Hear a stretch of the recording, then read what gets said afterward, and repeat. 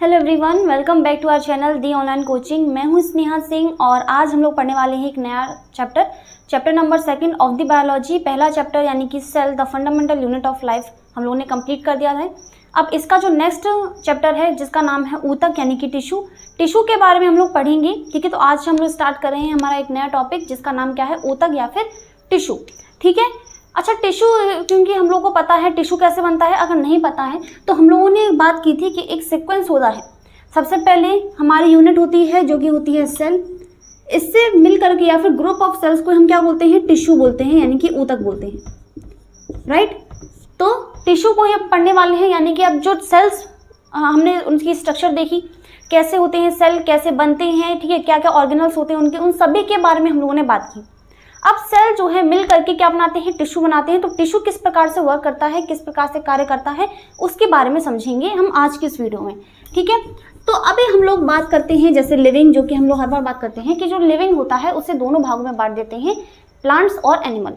ठीक है, तो सेल वाले चैप्टर में हमने ये देखा था कि प्लांट और एनिमल सेल जो हैं वो दोनों ही अलग अलग होते हैं। ठीक है, शेप की बात करें, कुछ ऑर्गेनल्स एब्सेंट होते हैं, जैसे कि क्लोरोप्लास्ट की बात करें तो प्लांट्स में वो होता है, हमारे अंदर नहीं होता। वैक्यूल्स, ठीक है, केंद्रक, तो इन सब चीज़ों के बारे में हमने देखा था कि कुछ तो डिफरेंस होता है, बहुत ज़्यादा डिफरेंस होता है प्लांट और एनिमल सेल में। अब तो एनिमल सेल, जब सेल में इतना डिफरेंस है तो जो टिश्यू बनेंगे तो उनमें भी तो डिफरेंसेस होगा, है ना, उसमें भी तो अंतर होगा। आज का जो हमारा चैप्टर है, चैप्टर हमारा है 2 जिसका नाम क्या है, टिश्यू। ठीक है, यानी कि ऊतक। अब ऊतक को मैं कैसे डिफाइन कर सकती हूँ? ऊतक, जैसे मैंने बोला था कि सेल जो है वो मिल करके क्या बना लेते हैं, ऊतक बना लेते हैं यानी कि टिश्यू बना लेते हैं, और फिर वो मिल करके काम करते हैं। यानी कि अब जैसे कि मैं तो इसको जैसे कि मैं बोल सकती हूँ, यहाँ पर मैं बोल सकती हूँ same structure and same function को परफॉर्म करने वाले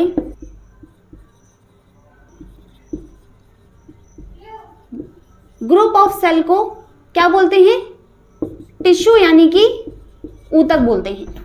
समझ में आया?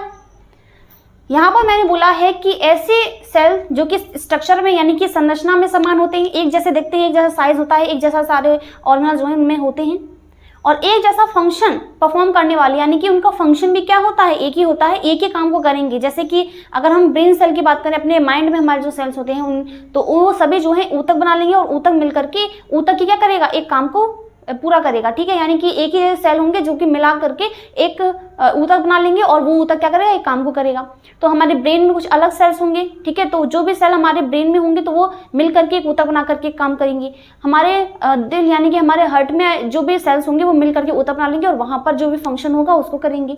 तो यहाँ पर अलग अलग ऑर्गेनल्स में अलग अलग जो ऑर्गन्स होते हैं उनमें अलग अलग सेल जो है वो टिश्यू बना करके काम करते हैं, यानी एक संघ में काम करते हैं। जैसे कि मैं बात करूं कि मेरे पास सेल है, जैसे कि एक ये सेल है, एक ये सेल है, एक ये सेल है, और एक ऑर्गन के अंदर है, मान लो ये एक ऑर्गन है, उसमें ऐसे सेल हैं, तो मान लीजिए उनको फंक्शन एक ही करना है। ठीक है, उन सभी सेल को एक ही फंक्शन करना है, एक ही काम करना है, तो वो बिखर बिखर कर काम क्यों करेंगे? वो यही इतना दिमाग लगाएंगे कि हम सब मिल करके अगर काम करेंगे तो वो काम आसानी से हो सकेगा।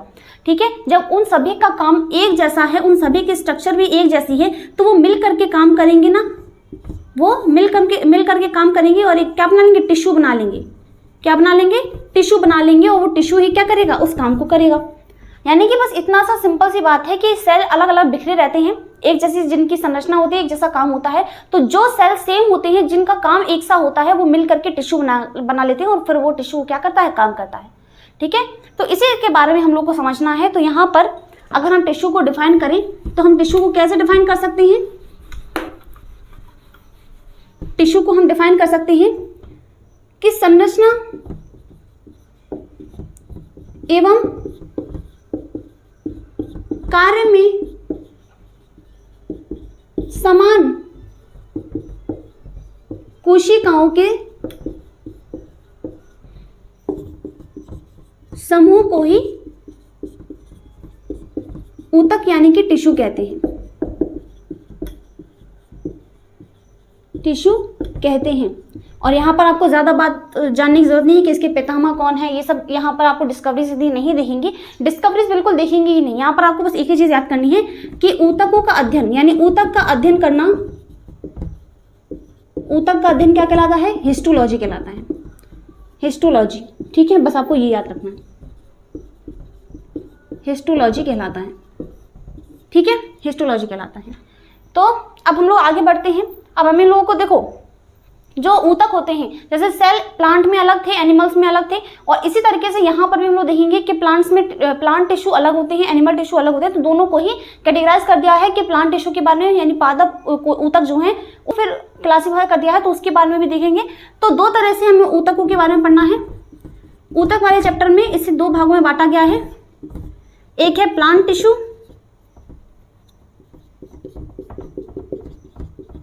यानी कि पादप ऊतक, और एक है एनिमल टिश्यू यानी कि जंतु ऊतक। ठीक है, plant tissue and animal tissue दोनों के बारे में हमें समझना है। ठीक है, नोट करो इसे। चलते हैं आगे, और आज हम लोग पढ़ेंगे प्लांट टिश्यू को स्टार्ट करते हैं। ठीक है, उसके बारे में समझेंगे।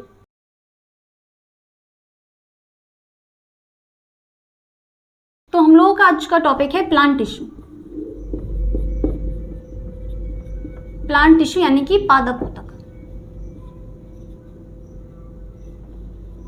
पादप यानी पेड़ पौधों में ऊतक कैसे होते हैं, कौन से होते हैं, क्या क्या नाम होते हैं, कितने तरह के होते हैं, तो उसके बारे में।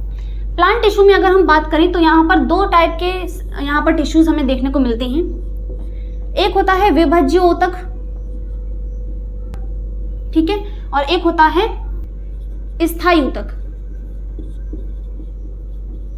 एक होता है विभज्य ऊतक और एक होता है स्थायी ऊतक। विभज्य ऊतक को भी हम अलग तरीके से कैटेगराइज करते हैं, फिर ये अगेन डिवाइड कर जाता है तीन भागों में। ठीक है, तीन भागों में फिर से डिवाइड करते हैं हम इसे। एक हमारा होता है शीर्षस्थ। इनकी इंग्लिश में हम नाम लिखे तो इसे बोलते हैं मेरिस्टेमेटिक। स्थायी ऊतक को बोलते हैं permanent tissue, meristematic tissue. Meristematic tissue तीन तरह का होता है। शीर्षस्थ यानी कि एपिकल मेरिस्टेमेटिक टिश्यू। एक हमारा होता है अंतर्वेशी, ठीक है, जिसको हम बोलते हैं इंटर कैलरी। और थर्ड वन हमारा तीसरा होता है पार्श्वीय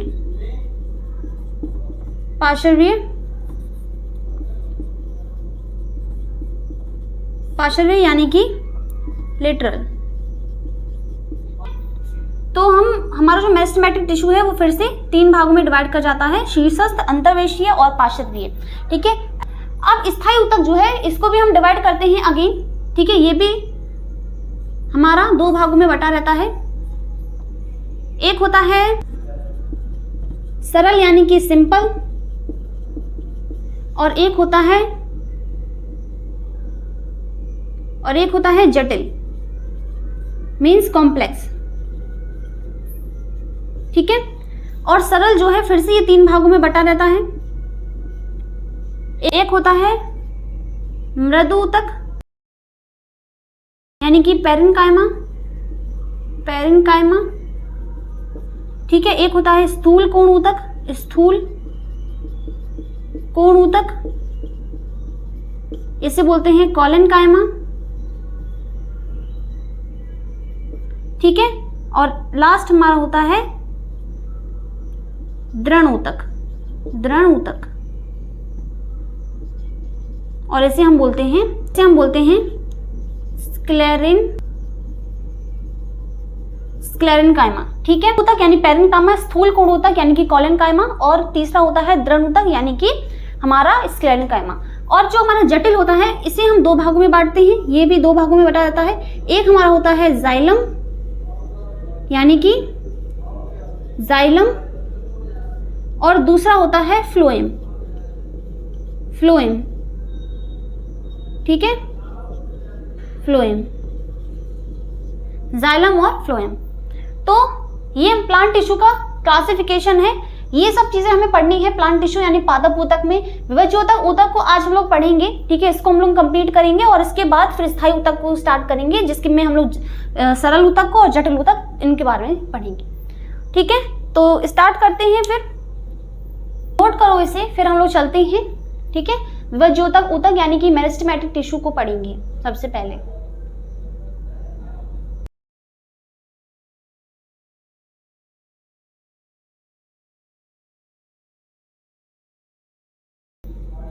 सबसे पहले हम पढ़ते हैं मेरिस्टेमेटिक टिश्यू की। मेरिस्टेमेटिक टिश्यू, विभाज्य ऊतक,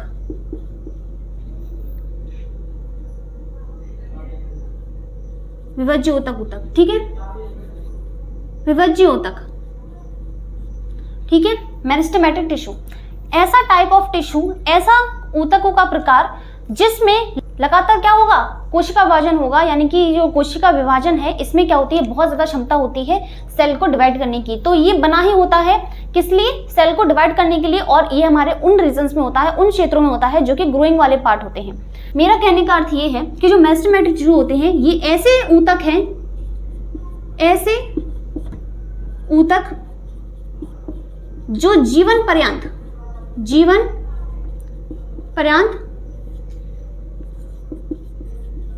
कोशिका विभाजन करते हैं, कोशिका विभाजन करते हैं। यानी कि जो मेरिस्टेमेटिक टिश्यूज होते हैं वो क्या करते हैं, डिवीजन, इनमें पावर होती है डिवाइड करने की, लगातार क्या करते जाते हैं, डिवाइड करते जाते हैं। तो इनकी जो सेल्स होती हैं वो क्या करती हैं, डिवाइड करती हैं, और ये किस में होती हैं, ये पाई जाती हैं ग्रोइंग रीजन में, प्लांट के ग्रोइंग रीजन में, यानी कि वृद्धि क्षेत्रों में,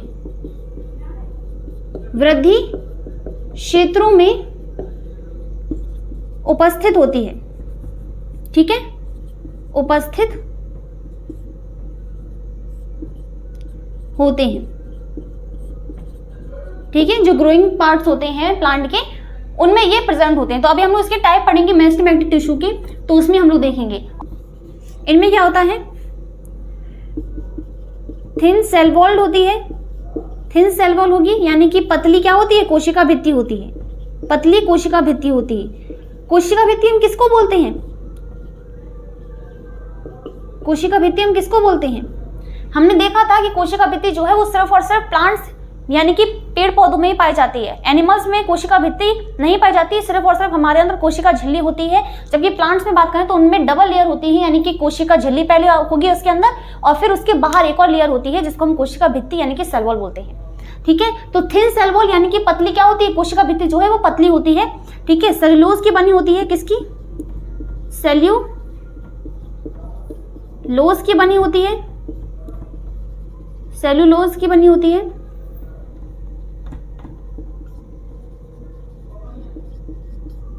सेल्यूलोज से निर्मित होती है, ठीक है।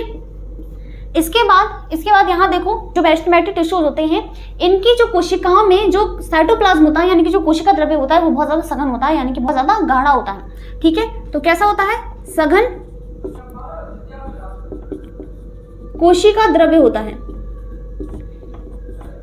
डेंस साइटोप्लाज्म होता है, ठीक है, क्योंकि उसको लगातार क्या करना है, डिवीजन करना है। देखो थिन सेल वॉल होती है, पतली कोशिका भित्ति होती है ताकि वो आसानी से कर सके। थिन यानी कि थिक होगी, मोटी होगी, तो वो डिवीजन करने में अब जल्दी जल्दी डिवाइड वो कैसे कर पाएगी, इसलिए पतली होती है ताकि बहुत जल्दी तेजी से क्या हो सके, डिवीजन हो सके। सेल्यूलोज की बनी होती है, ये तो हमने देखा था कि जो हमारे लेयर्स होती हैं, जो झिल्ली या फिर जो भित्ति होती है, वो सब भित्ति होती है, वो किसकी बनी होती है, सेल्यूलोज की बनी होती है ना, ठीक है। और सघन कोशिका द्रव्य होता है, यानी कि उसके पास थोड़ा डेंस साइटोप्लाज्म होगा ताकि वो डिवाइड करे, तो उसमें इतनी क्षमता भी होनी चाहिए, ठीक है, कि सेल जब वो डिवाइड करेगा वो दूसरे सेल को भी उतना ही साइटोप्लाज्म दे सके।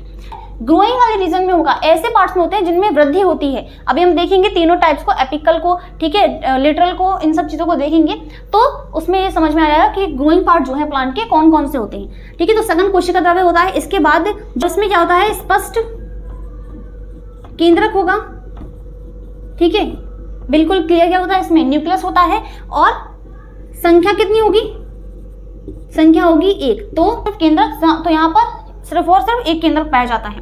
इसके बाद यहाँ पर मोस्ट इंपॉर्टेंट चीज, किनमें अंतरा कोशिकीय अवकाश मीन्स इंट्रा सेल्यूलर स्पेस क्या होता है, एब्सेंट होता है, यानी कि अनुपस्थित होता है, अनुपस्थित होता है। अब ये इंट्रासेल्युलर स्पेस क्या है, अंतराकोशिकीय अवकाश क्या है, अंतराकोशिकीय अवकाश यानी कि दो कोशिकाओं के बीच का जो गैप है उसी को हम अंतराकोशिकीय अवकाश बोलते हैं, या फिर दो या दो से अधिक कोशिकाओं के बीच में जो गैप होता है, ठीक है, जो रिक्त स्थान होता है उसकी बात की जा रही है। जैसे कि मान लो यहाँ पर हम देख देते हैं, ठीक है, कि मान लीजिए मेरे पास इस तरह से एक सेल है और इसके बगल में इस तरह से सेल है, फिर इस तरह से सेल है, तो इसके बीच में एक और बना देते हैं, ठीक है। तो इनके बीच में ये जो स्पेस है, ये जो स्पेस है, इसी को हम क्या बोलते हैं, इसी को हम बोलते हैं इंट्रासेल्युलर स्पेस। क्या बोलते हैं, इंट्रासेल्युलर स्पेस बोलते हैं, ठीक है। तो कोशिकाओं के बीच का जो रिक्त स्थान होता है, जो खाली जगह होती है, उसी को हम इंट्रासेल्युलर स्पेस बोलते हैं। तो यहाँ पर जो सेल होते हैं वो बहुत ज्यादा क्लोज होते हैं, क्लोजली पैक्ड होते हैं, ठीक है, तो जिसकी वजह से उनमें स्पेस जो है वो हमें बिल्कुल नहीं दिखाई देता, बिल्कुल नगण्य होता है, आके बराबर होता है। तो ये है हमारा क्या, मेरिस्टेमेटिक टिश्यू के बारे में थोड़ा ओवरऑल कि होता क्या है हमारा मेरिस्टेमेटिक टिश्यू, ठीक है। सबसे पहली चीज तो आपको ये याद रखना है, इसमें क्या होता है, लगातार कोशिका विभाजन होता है, कोशिका विभाजन के लिए ही रिस्पॉन्सिबल होते हैं। मेरिस्टेमेटिक टिश्यू का नाम ही है डिवीजन, ठीक है, सेल डिवीजन, ओके। तो नोट करो इसे, मेरिस्टेमेटिक टिश्यू के टाइप्स हम लोग और देख लेंगे, ठीक है।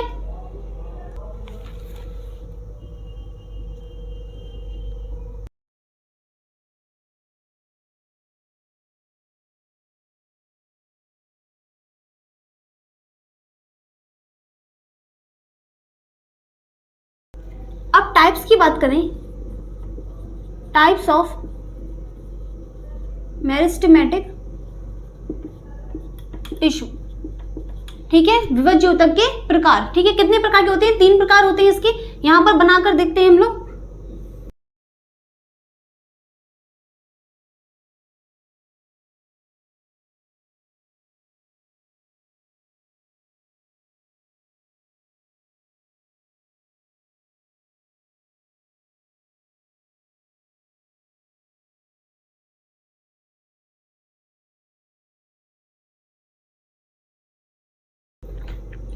अब इसमें क्या है, ये एनसीईआरटी का डायग्राम है, ठीक है।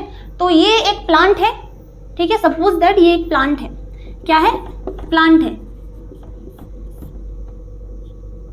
प्लांट है। अब इस प्लांट में देखो 3 रीजन आपको देखने को मिल रहे होंगे, एक ये वाला, एक ये वाला और एक ये वाला, ठीक है। तीनों में मैंने थोड़ा डिफरेंट टाइप के मतलब डिफरेंट टाइप की स्ट्रक्चर बना दी है मैंने, ठीक है, अलग तरीके से उसको शेड किया है ताकि आप लोग समझ सको।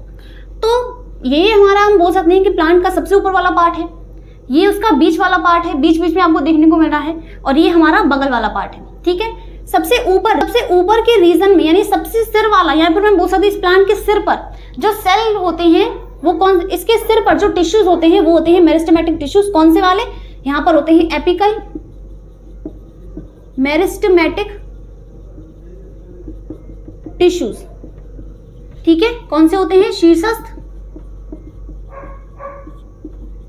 विभज्योतक, ठीक है, शीर्षस्थ विभज्योतक होते हैं। तो सबसे ऊपर क्या होते हैं, शीर्षस्थ विभज्योतक होते हैं, और कहां पर होते हैं, शीर्ष पर होते हैं। शीर्ष यानी कि एपिकल, या फिर हम बोल सकते हैं टर्मिनल, क्या बोल सकते हैं, टर्मिनल भी बोल सकते हैं।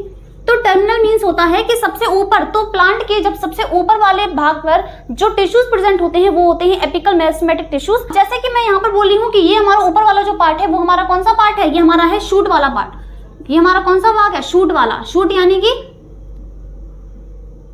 प्ररोह तंत्र है, प्ररोह, ठीक है, प्ररोह है।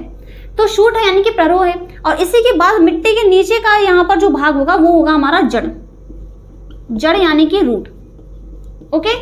तो शूट वाले पार्ट पर जो हमारे ऊपर एपिकल मेरिस्टेमेटिक टिश्यूज होते हैं उनको हम क्या बोलते हैं, सेम बोलते हैं, सेम बोलते हैं। सेम मीन्स होता है शूट एपिकल मेरिस्टेमेटिक। मेरा मतलब ये है कि जब किसी पौधे के सबसे ऊपरी यानी कि शीर्ष पर पाए जाने वाले जो ऊतक होते हैं वो एपिकल मेरिस्टेमेटिक टिश्यू कहलाते हैं, जो कि उस पौधे की लंबाई बढ़ाते हैं। तो यहाँ पर क्योंकि ये सबसे ऊपर पाए जा रहे हैं और ये क्या करते हैं, उस प्लांट की लेंथ को बढ़ाते हैं, उसकी लंबाई को बढ़ाते हैं। बात समझ में आई कि यहाँ पर क्या होगा, जब एक टिश्यू मान लीजिए यहाँ पर मेरिस्टेमेटिक टिश्यू प्रेजेंट होगा, यहाँ पर वो अपना डिवीजन करेगा, संख्या बढ़ाएगा, ठीक है, और ये संख्या क्या है, जब बढ़ेंगी तो ये ऊपर की तरफ खिंचेंगी, है ना, ऊपर की तरफ खींचेंगे, इनको लंबाई बढ़ाएंगे तो ये टिश्यू जो है ये क्या होंगे, ये भी ऊपर की तरफ खींचेंगे तो ये इसकी वजह से क्या होगी, लेंथ बढ़ेगी। तो ये किसके लिए, तो ये एपिकल मेरिस्टेमेटिक टिश्यू जो होते हैं वो किसके लिए रिस्पॉन्सिबल होते हैं, लेंथ बढ़ाने के लिए, यानी कि लंबाई को बढ़ाने के लिए। ठीक है, अब इसके बाद यहाँ पर जो रीजन दिख रहा है इसको हम बोलते हैं इंट्राकैलरी। ये हमारे होते हैं इंटर कैलरी यानी कि अंतरावेशीय,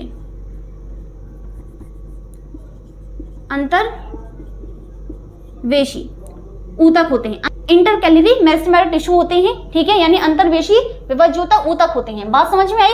तो अंतर्वेशी में क्या होता है कि यहाँ पर होती है हमारी नोड्स और इंटरनोड्स। नोड्स या इंटरनोड्स का मतलब होता है कि कुछ संधि या पर्व संधियां होती हैं, ठीक है, पर्व संधियां होती है। पर्व संधियों का मतलब है कि वैसे नोड्स होते हैं जहां से पत्तियां या फिर शाखाएं निकलती हैं, ठीक है, तो उन शाखाओं वाले रीजन में या फिर इंटरनोड्स में प्रेजेंट होती है, जो कि उस इंटरनोड और ये हमारा नोड है, मान लीजिए ये नोड है, ठीक है, ये नोड है और इसके बीच का जो ये एक नोड है और ये नोड है, तो दो नोड के बीच का जो गैप है वो इंटरनोड कहलाता है। तो ये नोड और इंटरनोड पर के पास पाई जाती हैं, इंटरनोड पर पाई जाती हैं। तो ये नोड्स को ही क्या है वो और ज्यादा बढ़ाती हैं और ज्यादा फैलाती हैं ताकि पत्तियां वगैरह शाखा वगैरह और ज्यादा निकल सके उससे। बात समझ में आई? तो ये हमारी इंटरकैलरी या फिर अंतर्वेशी कहलाती हैं। इसके बाद ये वाले जो टिश्यू होते हैं ये हमारे कहलाते हैं पार्श्वीय, पार्श्वीय या फिर लेटरल। लेटरल का मतलब होता है बगल से निकलने वाले टिश्यू, तो बगल में पाए जाते हैं टिश्यू पाए जाते हैं वो होते हैं पार्श्वीय यानी कि लेटरल। लेटरल का मतलब होता है ये क्या करेंगे, उसकी चौड़ाई यानी कि विड्थ बढ़ाएंगे। क्या बढ़ाएंगे? विड्थ बढ़ाते हैं, विड्थ बढ़ाते हैं यानी कि चौड़ाई, ठीक है, चौड़ाई बनाते हैं। और जो इंटरकैलरी या अंतर्वेशी होती है ये क्या करते हैं, उस पौधे की क्या बनाते हैं, जो नोड्स यानी कि जो पर्व संधियां होती हैं। पर्व संधि क्या होती है? पर्व संधियों की वृद्धि करते हैं, ठीक है, जो हमारे इंटरकैलरी होती हैं, ठीक है, इंटरकैलरी मेरिस्टेमेटिक टिश्यूज होते हैं वो पर्व संधियों की वृद्धि करती हैं। और पर्व संधि क्या होती है? जहां से शाखाएं वगैरह निकलती हैं, जहां से पत्तियां वगैरह निकलती हैं, ठीक है। और जो एपिकल शीर्षक होता है, ठीक है, ये क्या कहता है, लंबाई बढ़ाता है, लंबाई, लेंथ बढ़ाता है, किसकी? प्लांट की, ओके। और इसी तरीके से ये सब चीज जो है वो नीचे भी पाई जाती हैं। हम यहाँ पर एपिकल मेरिस्टेमेटिक टिश्यू पाया जाता है जिसको हम, और ये हमारा शूट, देखो दो पार्ट होते हैं प्लांट में। ये जैसे कि पौधा है एक, देखो ये पौधा है, ये फ्लावर है, इस तरह से पत्ती है। अब ये मिट्टी में लगा है, इसके नीचे भी क्या होंगी, जड़ वगैरह होंगी ना, इस तरह से जड़। तो ये हमारा ऊपर वाला कहलाता है शूट यानी कि प्ररोह, और नीचे हमारा होता है जड़ यानी कि रूट, ठीक है, ये होता है जड़, ओके। तो प्ररोह वाले पार्ट में भी हमारा क्या पाया जाएगा, शूट एपिकल मेरिस्टेमेटिक टिश्यू पाया जाता है, टिश्यू पाया जाएगा। और नीचे भी रूट वाले पार्ट में भी रूट वाले पार्ट में भी क्या पाए जाते हैं, हमारे एपिकल मेरिस्टेमेटिक टिश्यू पाए जाते हैं। बट यहाँ पर एक चीज गौर करने वाली ये है कि जो प्लांट है वो दोनों टाइप से वृद्धि करता है, ऊपर की तरफ ऊपर बढ़ेगा और नीचे जड़ जो होती है वो और भी ज्यादा फैलती जाती है। एक जब पेड़ बनता है ना, तो पेड़ बनने के लिए जरूरी होता है कि जब छोटा प्लांट होगा तो वो ऊपर की तरफ भी वृद्धि करेगा और नीचे वो अपनी जड़ों को भी फैलाएगा ताकि वो ज्यादा स्थान घेर सके और अच्छी तरीके मजबूती से वो जो प्लांट है उस जगह पर टिक सके। तो यहाँ पर जिस तरह से शूट वाला पार्ट यानी कि पत्तियां तना वना जैसे बढ़ रहे हैं, ठीक है, तो वहां पर भी हमारे एपिकल मेरिस्टेमेटिक टिश्यू ये सब पाए जाते हैं। और नीचे जड़ें जो होती हैं वो भी अपने आप को फैलाती जाती हैं, यानी उनमें भी वृद्धि होती है।